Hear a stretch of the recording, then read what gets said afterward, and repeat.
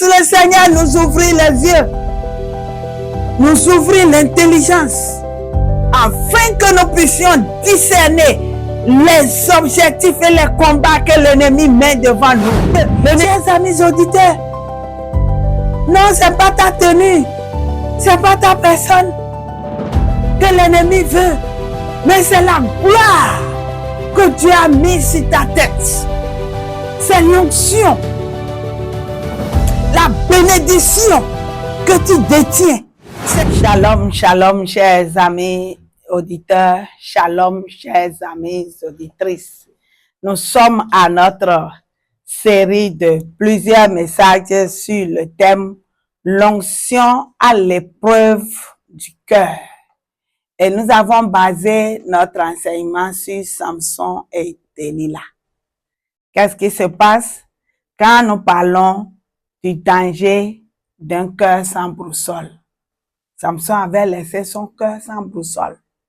Il a oublié la mission pour laquelle Dieu l'a appelé au moment du choix de celle qu'il aimait, Delilah. Et c'est ainsi que rapidement, le diable l'a ramené du sommet jusqu'en bas. Parce qu'il a été élevé, mais il n'a pas craint le territoire de la séduction. Il a voulu le plaisir du monde et s'est attaché à Delilah. Nous avons compris aussi que Samson a aimé sans consulter Dieu.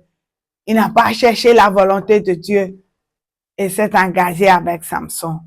Nous avions dans le temps aussi parlé de Delilah, une enquêtrice de l'enfer. Delilah, une enquêtrice de l'enfer.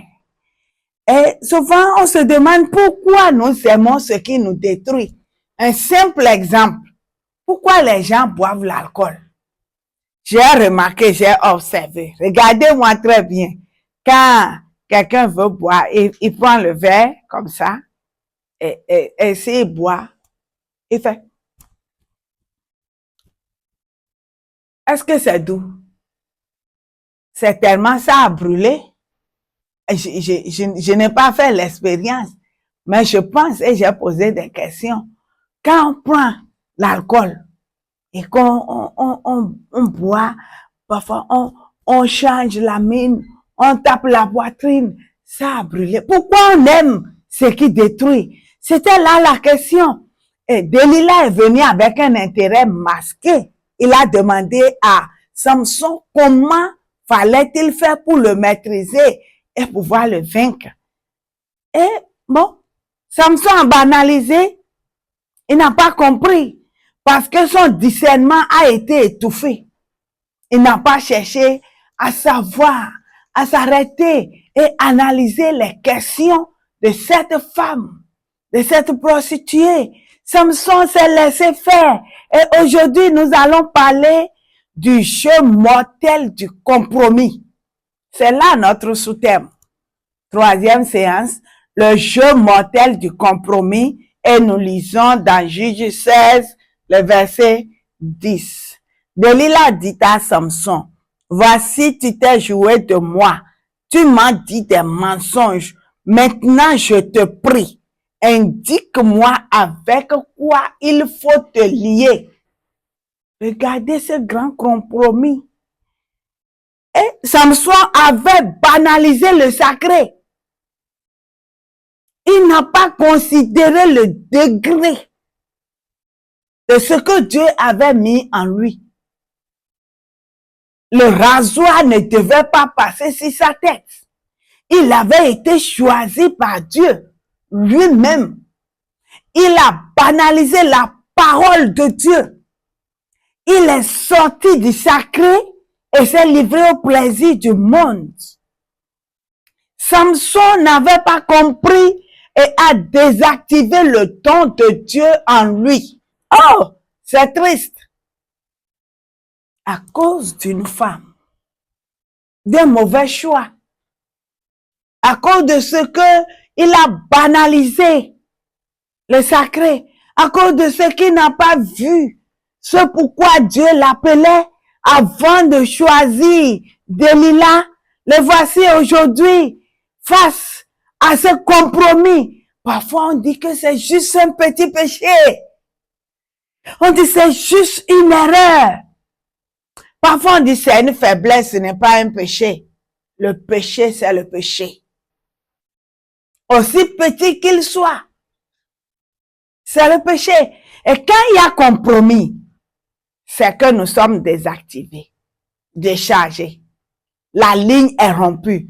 Quand il y a compromis, c'est que nous ne sommes plus avec Dieu. Quand il y a compromis, nous devons comprendre que les plaisanteries commencent. Quand il y a compromis, on commence à diminuer le degré de notre foi, de notre consécration, de notre sanctification. On pense que ça peut aller. Quand il y a compromis, on pense que Dieu va voir des temps. Et on commence à plaisanter. On ne plaisante pas à l'église. On ne plaisante pas avec la parole de Dieu, même pas avec la Bible. Et normalement, quand on se retrouve, quel que soit l'endroit, on devrait se garder des plaisanteries, des causeries malsaines, où le nom de Dieu est sali. Et que moi, je participe à cette causerie? Non.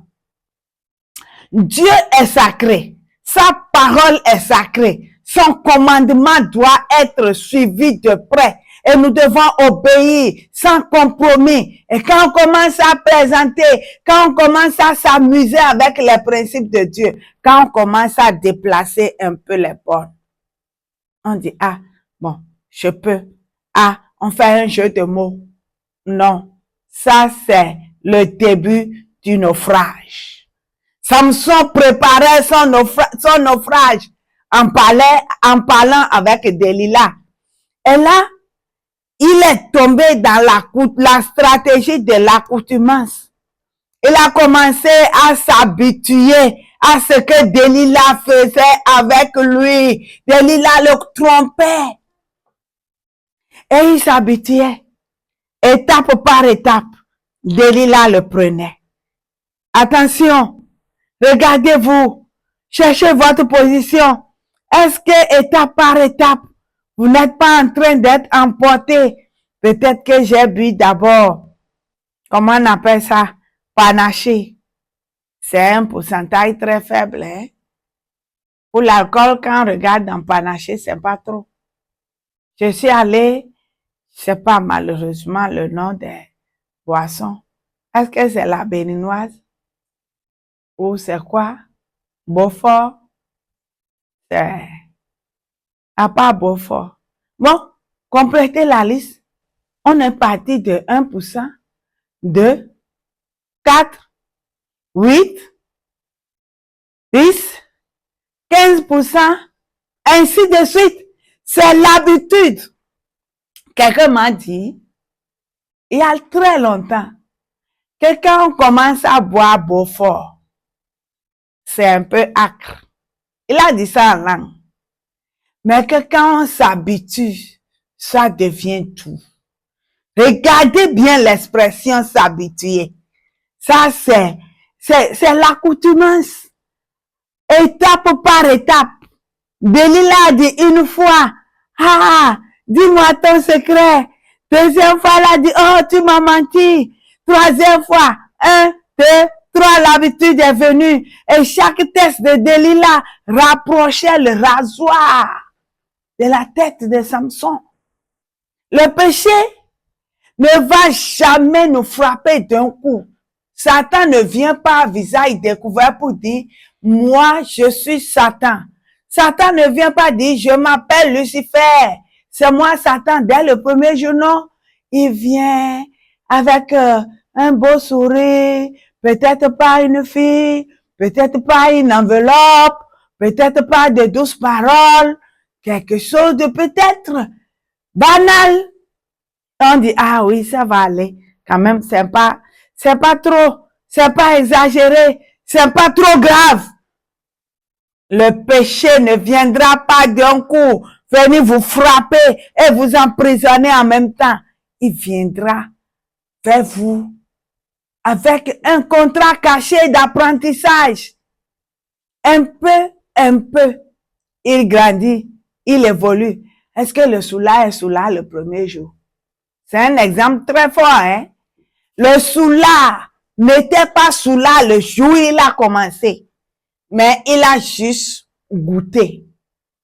Et en goûtant, il a pris l'habitude, il s'est abonné, il s'est installé, il s'est assis dans la boisson et est devenu alcoolique. De même pour la drogue, pour la prostitution, même pour le mensonge. On apprend, c'est comme un rodage et on s'y installe. Chers amis auditeurs, je voudrais attirer votre attention sur l'habitude. Quand on s'habitue au compromis, on n'arrive pas à s'en défaire. Quand on s'habitue au compromis, on atteint le naufrage très facilement. C'est juste un petit truc. Peut-être qu'on t'a dit de laper simplement. Ah non, c'est rien ça, on n'a pas tué un poulet. Il faut laper. Et vous avez lapé. Après ça, votre cœur a commencé à vous parler. Si vous obéissez, c'est la voix de Dieu qui parle. Revenez, repentez-vous, accrochez-vous à nouveau à la grâce de Dieu et Dieu vous tendra la main de secours. Mais si vous avancez, si vous vous entêtez, si vous négligez l'avertissement de Dieu, l'ennemi, d'étape en étape, vous amènera à une prison dans le péché.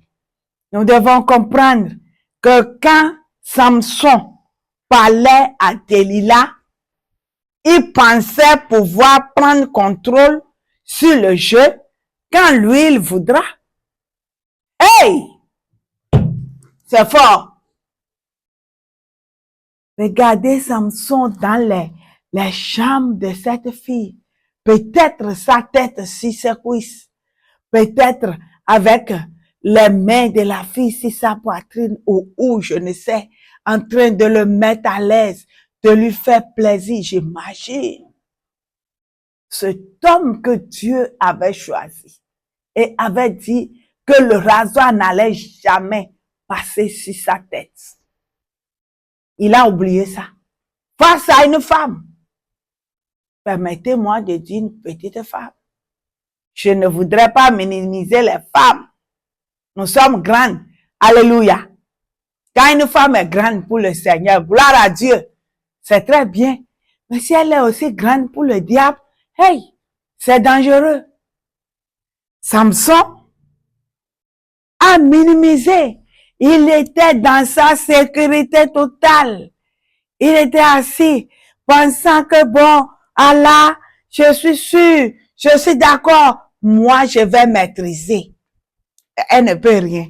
Ah, je vais me venger encore. Ah, Seigneur, voilà notre secours. Je voudrais pas ce message vous dire, chers amis auditeurs, qu'on ne soit pas de quelque chose, d'un labyrinthe de séduction, quand on ne s'approche pas de Dieu, quand on ne s'accroche pas de Dieu, on ne soit pas par sa propre force. Chers amis auditeurs, je ne partirai pas de ces moments d'exhortation sur le jeu mortel du compromis sans vous rappeler que Dieu est sacré et ses commandements sont à suivre avec obéissance. Et nous devons comprendre que si nous nous amusons avec le péché, nous allons prendre l'habitude du péché et aboutir un jour à une prison dans le péché. C'est pourquoi, chers amis, comptons sur le secours de l'Éternel. Que celui qui est debout prenne garde de tomber. Shalom. Le diable utilise souvent des personnes proches de nous, des personnes sur qui nous comptons, des personnes sur qui nous nous adossons pour nous faire tomber. Ah oui, ça fait mal. Ça fait mal. Oh grand homme, grande dame qui m'écoute,